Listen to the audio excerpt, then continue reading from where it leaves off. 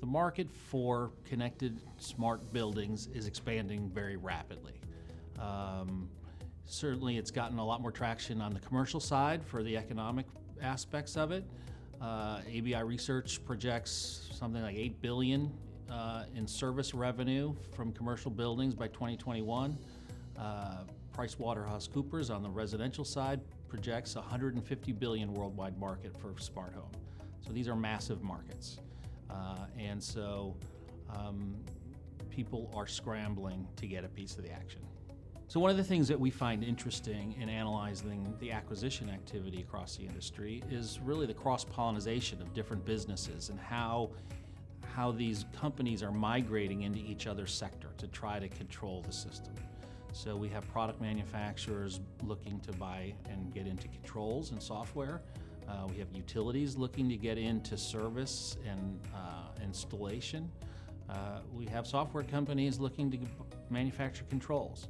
And so it's really a land grab right now, and people are trying to stake their claim and figure out how they're going to establish themselves to be a critical piece of the chain. What are some of the new players that are entering in this market? Well, certainly, so on the commercial side, you have the HVAC manufacturers and the lighting manufacturers. They're the largest users of electricity in a building, and so saving electricity in those systems is going to generate the biggest payback. You also have the utilities, the providers of the electricity that are trying to get a piece of the action. You have the ESCOs, or energy service companies, the people who are designing, installing, and monitoring these systems.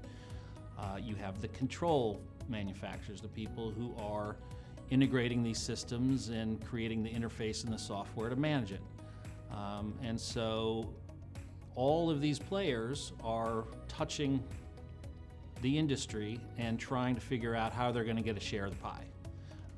And whose system ends up being the control interface is going to have a lot of influence as to the secondary winners of this market.